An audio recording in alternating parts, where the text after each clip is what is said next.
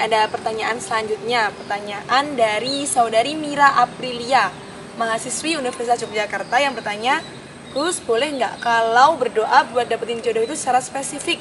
Wow, secara spesifik termasuk nyebut nama orangnya. Kalau nggak boleh atau nggak pantas, baiknya bagaimana ya? Jadi dari pertanyaan dari Mira. Baik, terima kasih.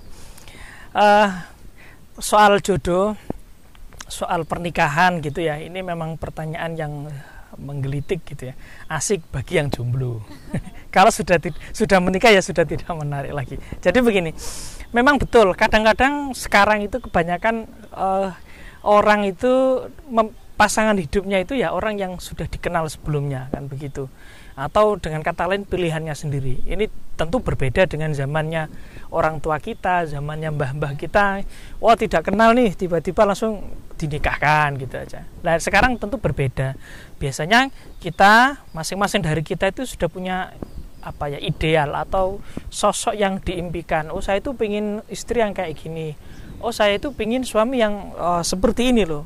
Nah, dan ternyata gambaran ideal saya itu ada pada diri ini, ada diri seseorang.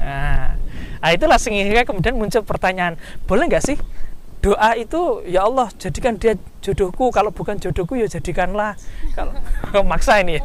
Ini memaksa sama Allah, ya Allah kalau jauh dekatkan, kalau dekat ya lekatkan gitu.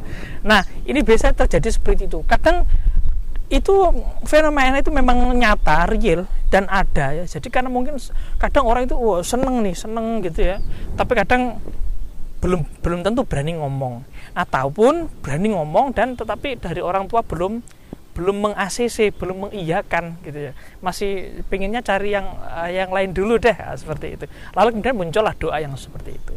Nah, ini bagaimana sebenarnya, boleh nggak sih? Sebenarnya kalau doa itu ya boleh-boleh saja ya, doa itu kan ya apa aja boleh gitu. Tetapi begini persoalannya, kita kadang tidak tahu, ada hal-hal yang bisa kita lihat, bisa kita dengar, tetapi kita tidak mengetahui hakikat yang sebenarnya. Orang yang kita lihat baik, kita pandang ideal, itu belum tentu dia benar-benar sebaik yang kita pikirkan atau seideal yang kita harapkan. Kadang seperti itu, dan itu kita tidak sadar. Makanya di Quran itu kan ada ayat wa asa an takrahu syai'an wa huwa khairul lakum, wa asa an tuhibbu syai'an wa huwa syarrul lakum. Bisa jadi kamu senang sesuatu tapi padahal hal itu enggak baik loh buat kamu, kata Allah begitu. Ada kalanya juga kamu benci sesuatu padahal itu baik buat kamu. Nah, maka bagaimana? Ya saran saya begini. Banyak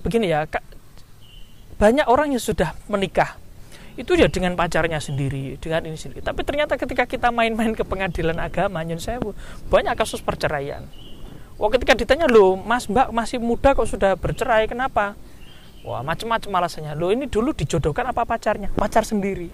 Loh, ini dulu dicarikan orang tua apa pilihan sendiri. Loh, artinya bahwa pilihan sendiri ya yang kita kenal lalu kita pilih, ataupun yang bahkan sudah menjalani pacaran bertahun-tahun, ini tidak ada kaitannya atau tidak menjamin keluarga itu akan utuh.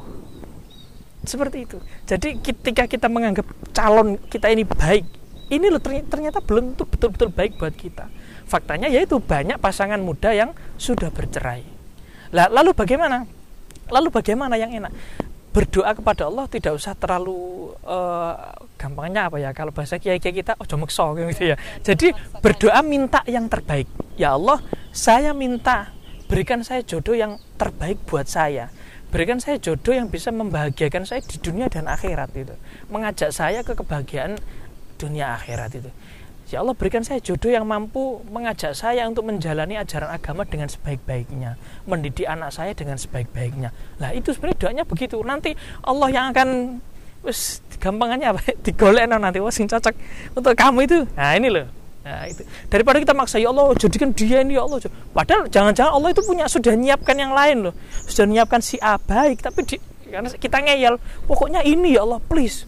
Kalau enggak ini saya enggak mau. Wah, ternyata ketika nikah betulan, wah isinya tengkar aja. Atau kalau itu sakit-sakitan, ya Allah kok gini. Lah nanti Allah kan, loh kamu katanya dulu mintanya ini, ya sudah. Kan kamu enggak minta yang baik, kamu mintanya ini kan. Kamu enggak minta baik.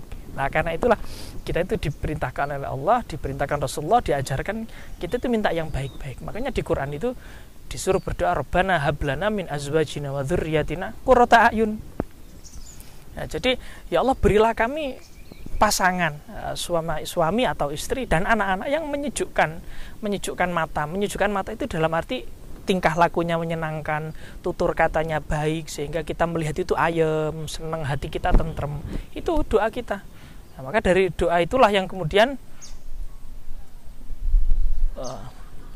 jadi doa kita itulah yang apa istilahnya meminta kebaikan itulah nanti biar Allah sendiri akan menyesuaikan.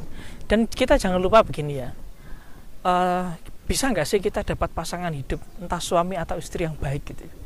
Jawabannya bisa. Pokoknya kita baik ya insya Allah pasangan kita akan baik. Itu di Al-Quran kan, at-thayyibatu lit-thayyibin wa thayyibuna lit-thayyibat. Perempuan-perempuan yang baik mereka akan dipasangkan dengan laki-laki yang baik. Laki-laki yang baik akan mendapatkan yang baik juga. Ini seperti yang dikatakan Pak Mario Teguh ya, dulu di Golden Ways ya, di Metro apa ya, sekarang sudah nggak ada. Beliau katakan begini, perbaiki kualitas diri Anda, karena memperbaiki kualitas diri sendiri sama dengan memperbaiki kualitas jodoh. Bagi saya itu kata-kata itu masuk akal. Kata-kata itu mungkin tidak berbau dalil ya, nggak ada bau Arab-Arab, tapi itu saya kira selaras dengan at-thayyibun lit-thayyibat itu tadi, bahwa kalau kita membaikkan diri kita nanti akan dipertemukan Allah dengan jodoh yang baik, kira-kira begitu. Jadi doanya gimana, boleh nggak sih? Ya saya nggak bisa melarang, orang berdoa kok mau melarang.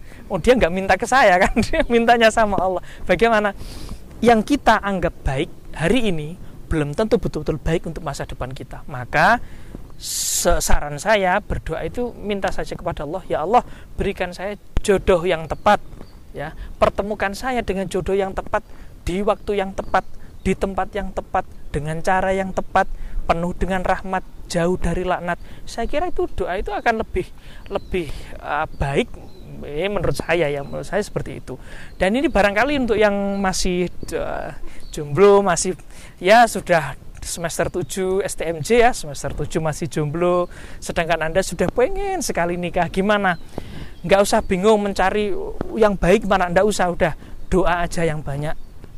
Apa doa yang dibaca? Ya itu tadi, Rabbana hablana min azwajina wa dzurriyyatina qurrata a'yun. Berapa kali ya terserah. Nah, kalau Kiai Husain Ilyas Mojokerto dawuh, salah satu kiai sepuh NU itu dawuh, kamu kalau pengen jodoh itu sudahlah, nggak usah bingung-bingung nunjuk ini nunjuk, enggak, tiap habis sholat baca Rabbana atina fid dunya hasanah wa fil akhirati hasanah wa qina adzabannar. Udah 15 kali tiap ba'da sholat fardu. Wis itu insyaallah akan segera dipertemukan dengan jodoh. Ini kalau memang sudah siap menikah. Kalau masih misalnya kuliah semester 1 ya belum siap mentalnya ya jangan. Kalau belum siap loh, kecuali kalau siap enggak apa-apa, tapi kalau belum jangan. Jadi itu ya, jadi doanya tidak usah, jangan sampai kayak judul film ya, doa yang mengancam. Ada ya film judulnya doa yang mengancam, pemainnya Aming gitu. Jangan begitu. Jadi yang pasti begini, kita itu harus husnudzon pada Allah. Allah itu Maha tahu yang terbaik untuk kita itu apa sih gitu. Karena Allah yang menciptakan kita. Allah itu yang menciptakan kita, yang mengatur hidup kita, maka otomatis pastilah Allah itu yang terbaik untuk kamu itu bukan itu. Ini loh yang terbaik. Karena itulah kita itu mintanya, ya Allah berikan yang terbaik menurut jenengan, dunia akhiratnya mana yang baik untuk dunia akhirat saya. Nah, maka saran saya ikuti dawuh dari Kiai Husain Ilyas tadi, setelah sholat fardu baca Rabbana atina fid dunya hasanah fil akhirati hasanah wa qina adzabannar 15 kali tiap ba'da sholat fardu. Kalau misalnya nanti sudah nemu jodoh ini yang menurut sampean sudah ideal, jangan terburu-buru untuk apa istilahnya ngelamar. Ini kalau laki-laki ya, kalau perempuan jangan buru-buru minta dilamar, konsultasi dulu dengan orang tua, karena bagaimanapun hidup ini kalau tidak diridhoi orang tua ya tidak enak kan begitu ya. Jadi harus minta doa dari orang tua, istikharah, sowan ke kiai punya yang sepuh, minta istikharah baik apa enggak. Kalau memang sudah mantep ya sudah usah berdoa lagi. Kalau sudah mantep ya dilamar. Atau kalau perempuan kalau memang sudah mantep baik ya, sudah mantep betul, sudah minta laki-lakinya, Mas cepetan lamar saya. Kalau saya mau nggak ngelamar, tak lamar dulu. Nah ini repot nanti, kedisian. Jadi lamar aja. Kalau memang sudah mantep, sudah yakin. Nah, ini kalau menurut Mbah Idris, almarhum Kiai Idris Marzuki Lirboyo, kalau kamu lihat orang yang memang kamu sudah mantep, hatimu tek gitu ya, sudah segera dilamar saja, nggak usah istikharah. Nah, seperti itu. Kalau kita masih ragu ya istikharah. Tapi kalau sudah mantap ya sudah bismillah. Nah, kalau lancar jalannya ya berarti memang jodoh. Kira-kira seperti itu. Jadi berdoa pada Allah minta yang terbaik gitu saja. Saya kira begitu. Jadi seperti itu ya Mbak Mira. Itulah tadi pertanyaan-pertanyaan yang telah dijawab oleh Gus Haris. Alhamdulillah pertanyaannya dapat dijawab dengan singkat, padat, dan insya Allah jelas. Untuk teman-teman yang ingin mengajukan pertanyaan bisa dikirim ke email di bawah ini. Nah, sekian dari kami. Akhirnya saya Intan Budiana Putri dan Gus Abdul Haris Hasbullah mohon pamit undur diri. Wassalamualaikum warahmatullahi wabarakatuh. Assalamualaikum.